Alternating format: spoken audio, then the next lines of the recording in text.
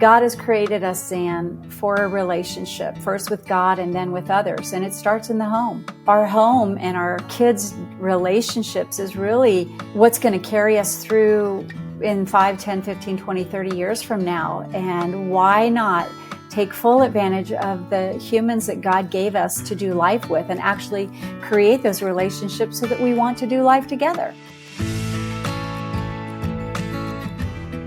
Hi, you're listening to the Zan Tyler podcast. When my husband and I decided to homeschool our children, one of the hardest decisions was choosing resources and curriculum. BJU Press Homeschool was the answer. My kids are drawn to the colorful illustrations and interesting facts. They look forward to their video lessons. The teachers are so creative and the special characters hold their attention. My youngest is a hands-on learner. Each of her subjects has engaging activities. The Bible and biblical principles are woven throughout the curriculum. It's not just a verse here and there. It's in the illustrations, the stories, the example problems. BJU Press has all the core subjects we need for kindergarten through 12th grade, and some fun electives too. They give me the freedom to choose what's best for each of my kids. A full grade kit with distance learning videos for one. For another, I'm going to teach most of the subjects and use videos just for math. BJU Press Homeschool has made it possible for me to be a wife, a mom, and an educator. Welcome to the Zan Tyler podcast. I'm your host, Zan Tyler, and I'm so glad you're here. Today it's a joy to welcome my good friend, Connie Albers. Connie spent 25 years parenting her 5 children and 20 years working with teens. She's a popular speaker as well as the author of the best-selling book, Parenting Beyond the Rules. She is dedicated to homeschooling teens, strengthening families, faith-filled living, and leadership training. She is really the real deal, and her desire is to inspire and equip parents in the trenches. In all of her spare time along the years, she's been a spokesperson for a Fortune 500 company, as well as a board member of a nonprofit state organization in her home state. So welcome, Connie. Thank you so much for being with us today. Hey, Zan, it's good to be with you. I love that you're doing a podcast. Now, we're really excited about it. So many good things to share and so many good people, so many of my friends I want other people to hear from. Yeah, it's really good. That's what I love about podcasting. Yeah, yes. And I really have enjoyed your podcast too. It's been fun. And I've loved reading your book. I had skimmed it before, but I've really loved reading your book, Parenting Beyond the Rules, during the past week, just anticipating the interview. But before we talk about your book, tell us the story of your family and especially how you got into homeschooling. I'm a mother of 5. 3 are married, and I'm a grandmother, and I'm so excited. We're going to have another grandbaby this November. So it is really all that they say it is. And I say they in quotes because everybody used to say, Zan, oh, when you have grandkids, it's going to be so cool. It's all of the good, none of the bad. And I kept thinking, sure, I can't wait to find out. And now I can say, yeah, they are right. It is kind of cool. It is very amazing. That is true.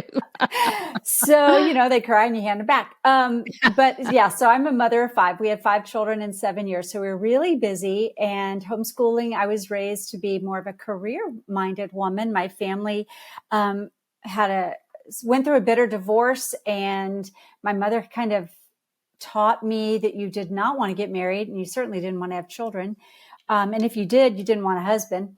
So I kind of wasn't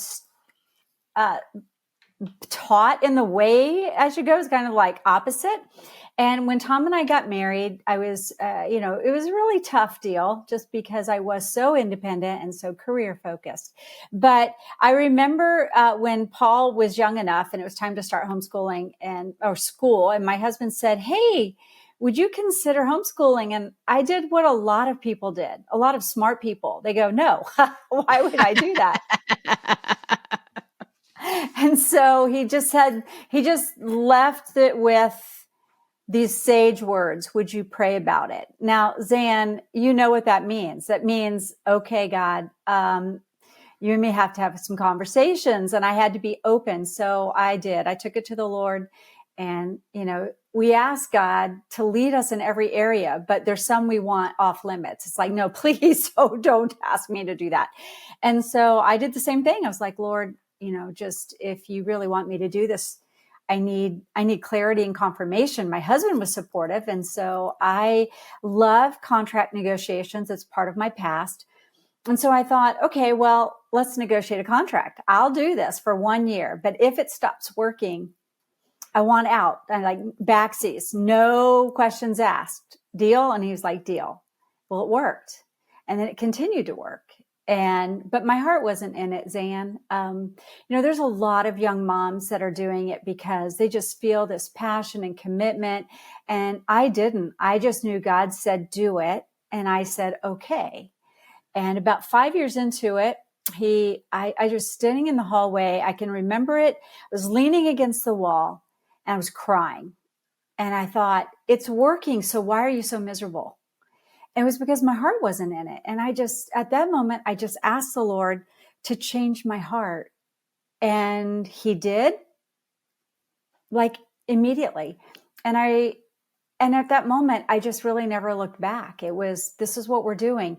We weren't running away from something, which Zan, so many parents are doing. They're running away from something, but they don't really know what they're running to. And so now that the kids are all grown and we've turned the tassel and they've gone through college, now I'm helping them see, what are you running to? You can't run away from something because you really don't know what you're aiming for then. You're just like running in fear. You have to run towards something. So my goal now, Zan, is to help parents get a vision of what it is that you're running to. Well, that is a powerful story. So quickly tell us how old your kids are and what they're doing now.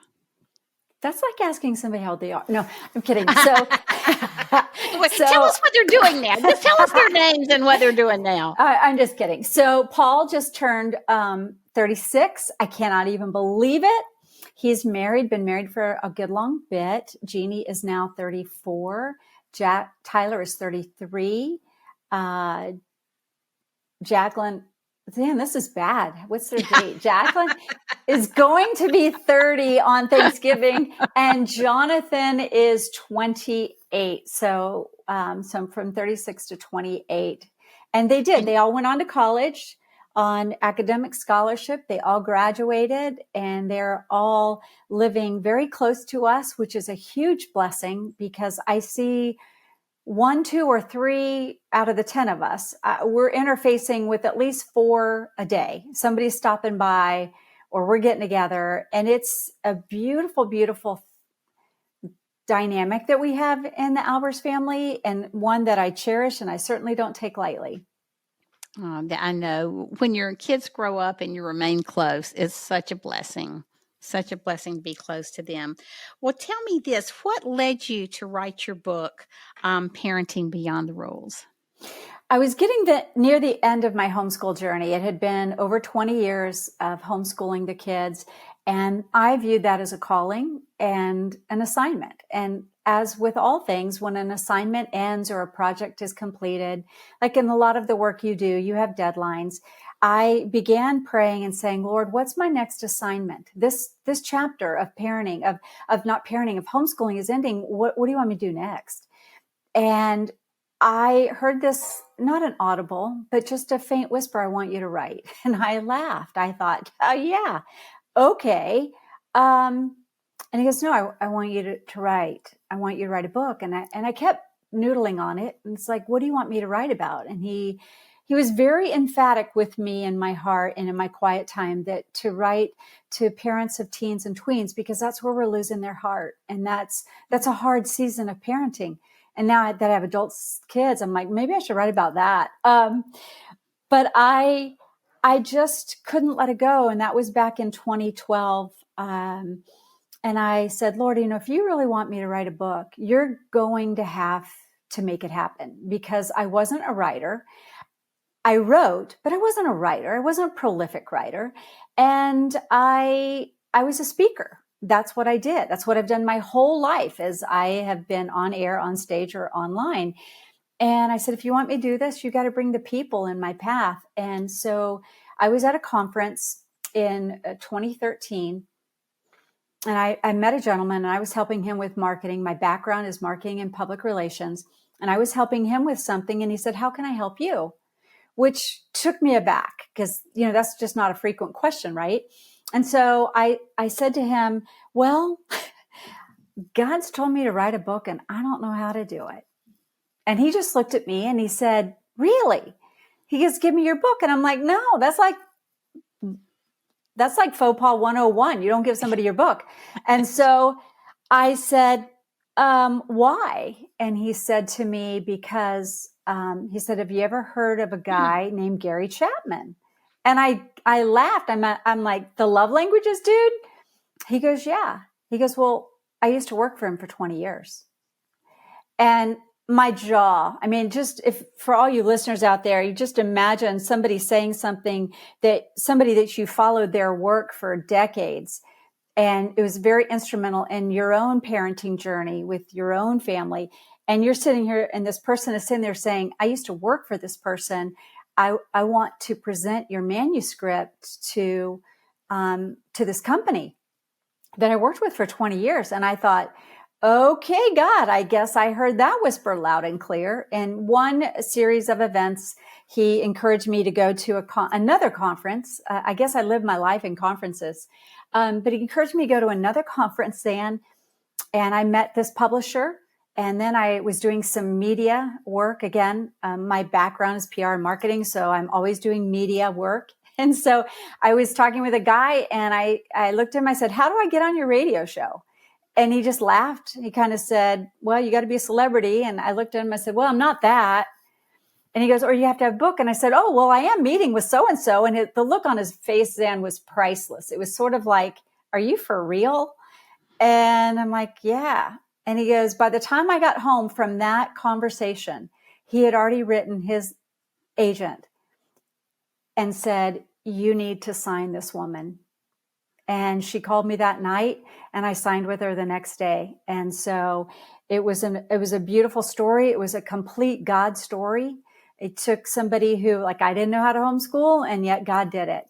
And I didn't know how to write a book, and yet God did it. And Parenting Beyond the Rules came out. It was number 1 and 2 on Amazon new releases. There's been over 39 million searches on Google for Parenting Beyond the Rules. It has allowed me to be on Focus on the Family and be their number 1 downloaded parenting episode broadcast. It's just phenomenal, Zan. And I think that's the story of our lives, is that when God says move, you say okay, and you trust him to open doors, or at least to let you back in or stumble in somehow.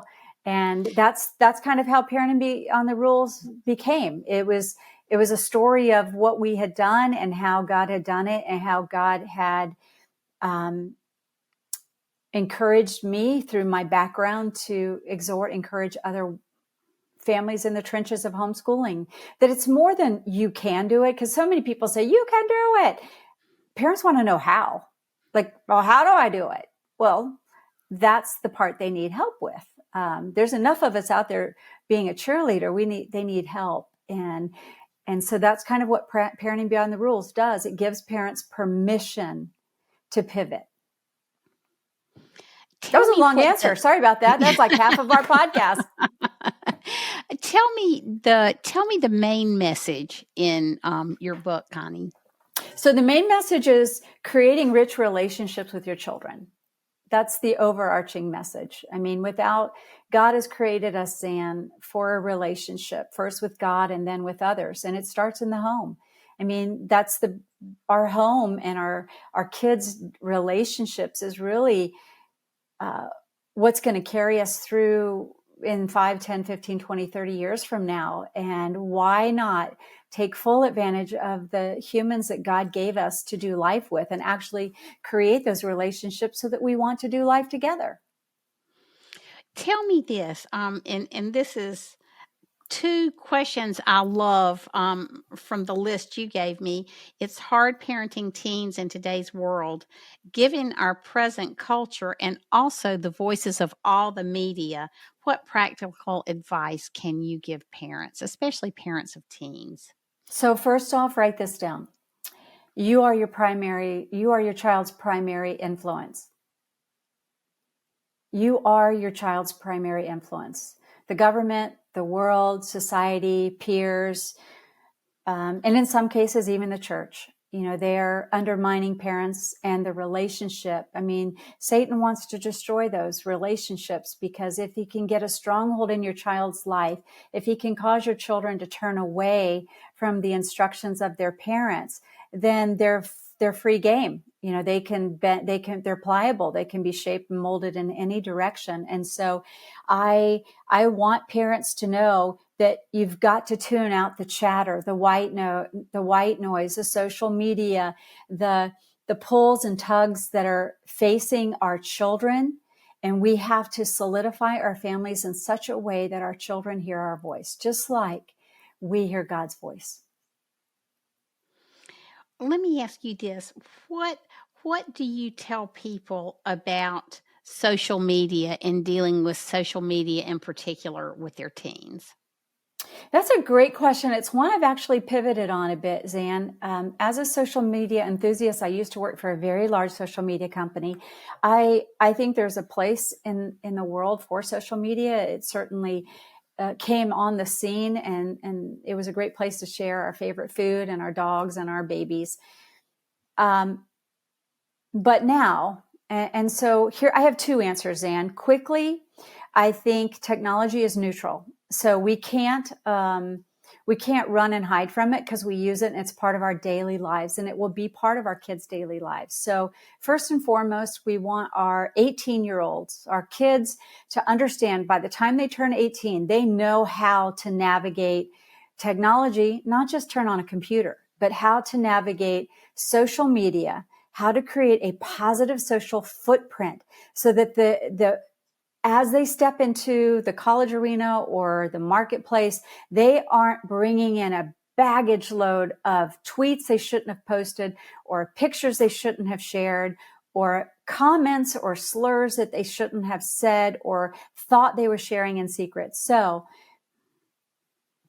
parents have to be very judicious today, and they really have to give kids a purpose why you're using this platform.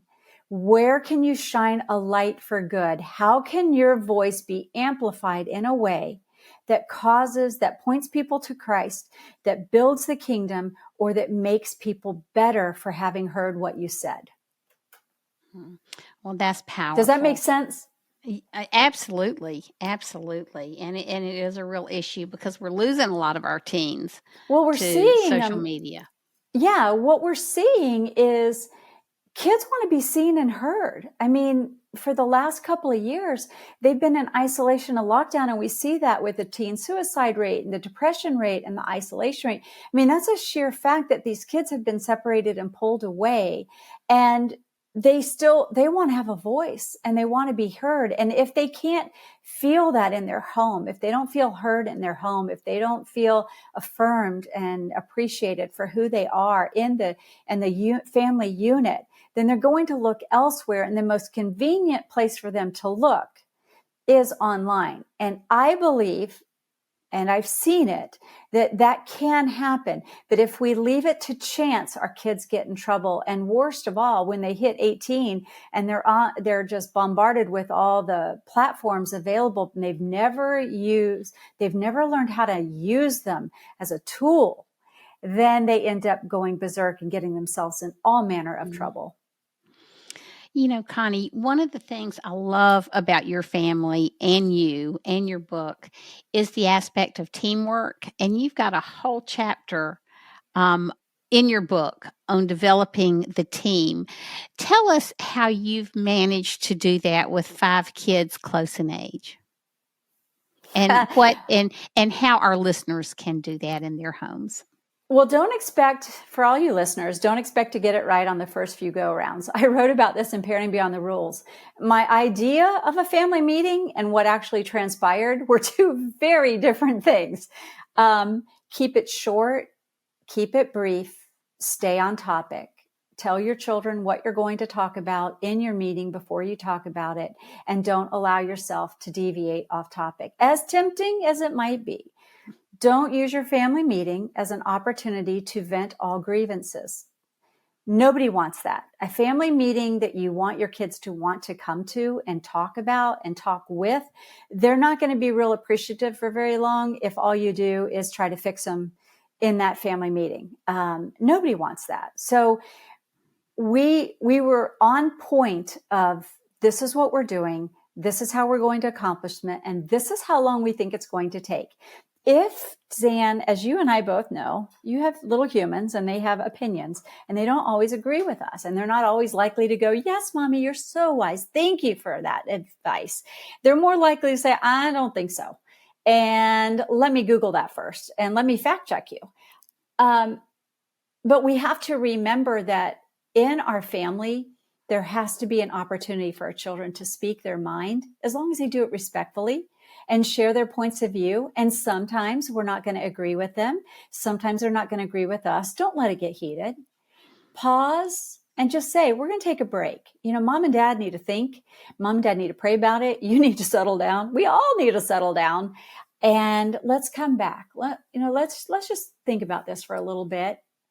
I want you to list, where you think we need to bend, where you think we need to give. And we're going to pray about it as well. And we're going to come back, and we literally are going to talk about it. So Zan, we still, even though my children are all adults, they are all on their own. They live their own lives. They pay their own mortgage. They pay their own phone bill. And for those of you that wonder, like you're paying for braces right now, it actually does end, and they do get off the payroll and you get a raise. But you do want them to come back. And what makes them come back? What makes them want to come back and ask, hey, should I buy this house? Should I buy this car? How should I handle this situation in business? I have several that are entrepreneurs, and it delights my heart when they come and say, I can't get this client to pay. What do you recommend? We want them to come back to us. We want them to want to hear what we have to say. And that begins in those family meetings, Zan, when they don't feel like all we're out to do is tell them how to live their lives. We guide them through the problem-solving phase. We don't solve their problems. Connie, one of the things you talk about so much in the book is the aspect of unconditional love and loving our children despite what they do at times, and despite the troubles they have or the problems they get into.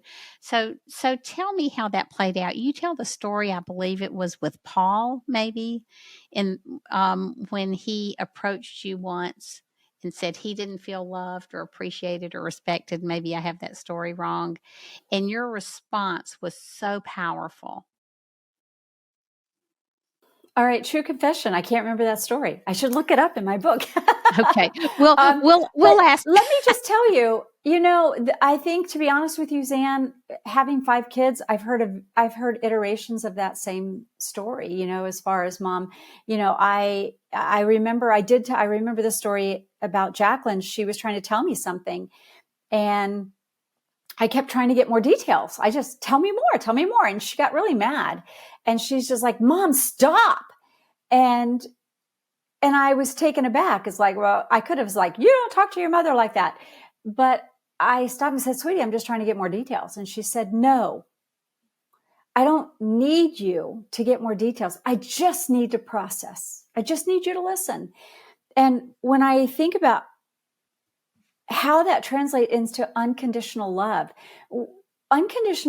is the ability to accept them where they are, with their twists and turns and attitudes and subtle nuances and quirks and struggles.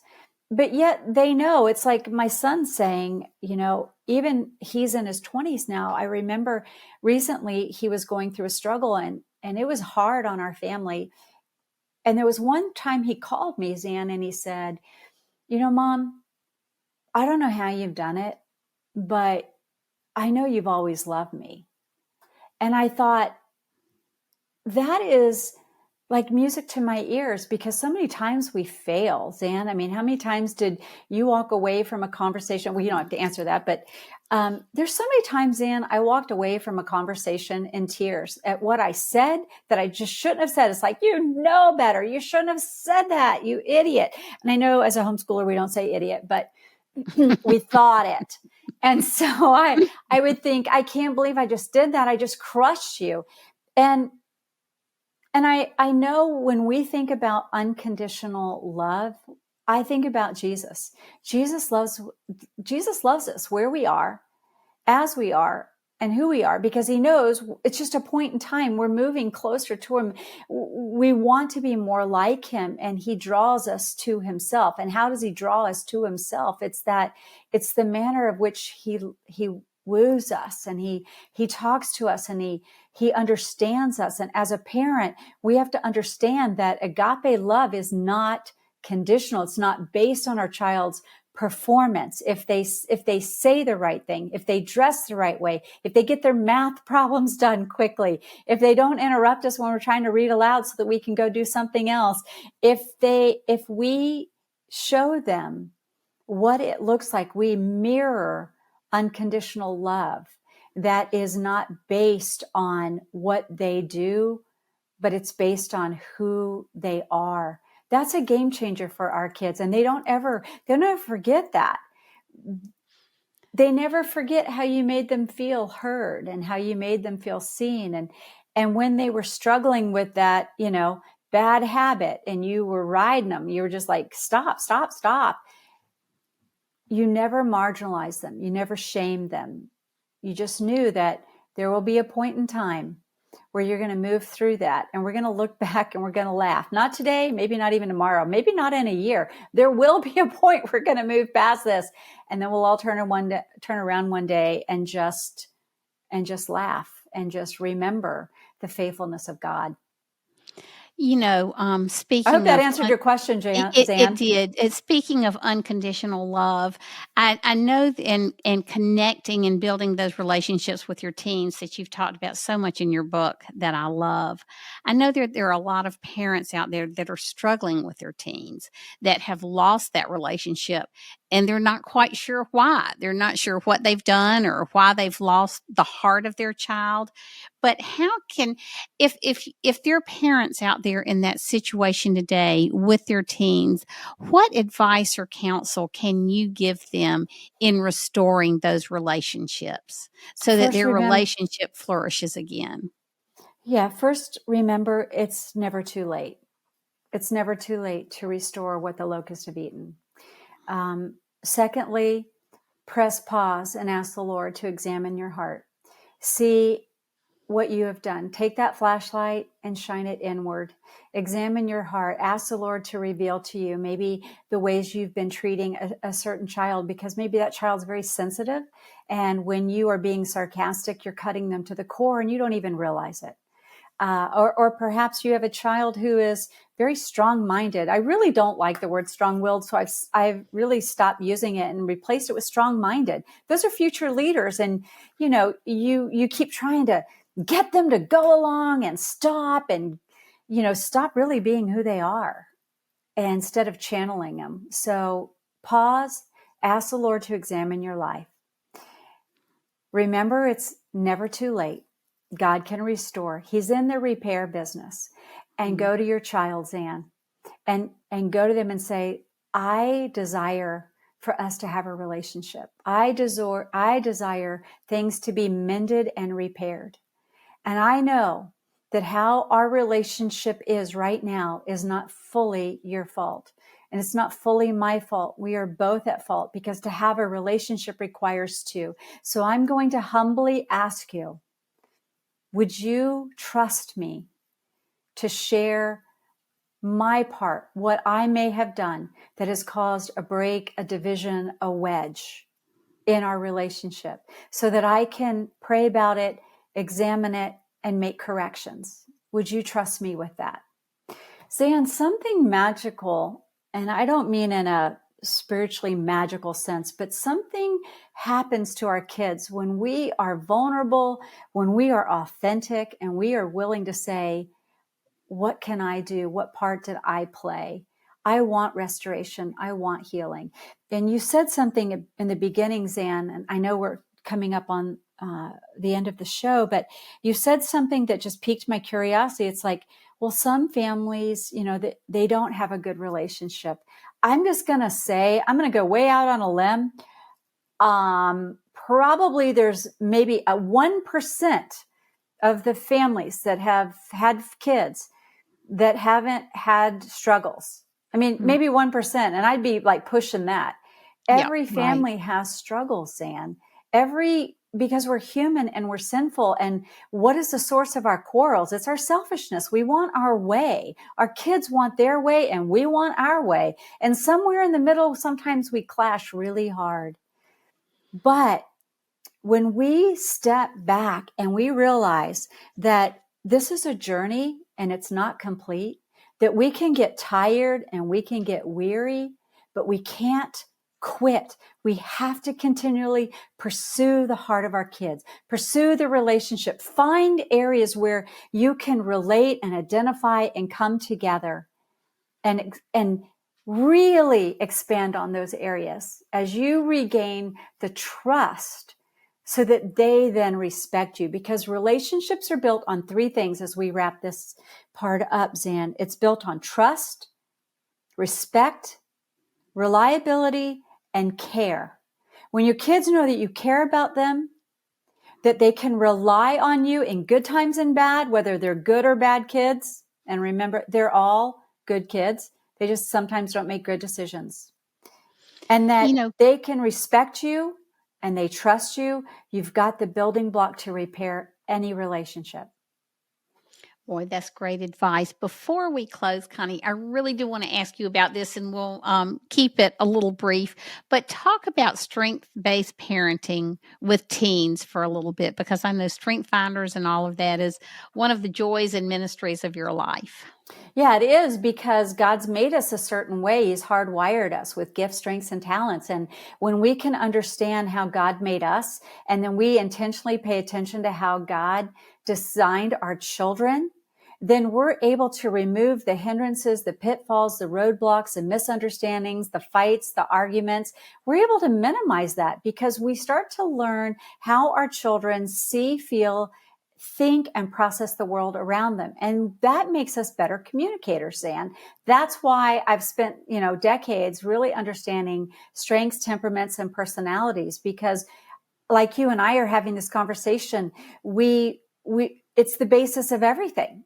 And if you want a strong relationship with your children, get to know how God made them, and then help them discover how God made them, that they're not wrong. They're made exactly the way God made them to be. And we are going to enjoy life together with all the subtle nuances that each of our family members bring to the table. Well, Connie, let me ask you this as we close. Where can our listeners find you?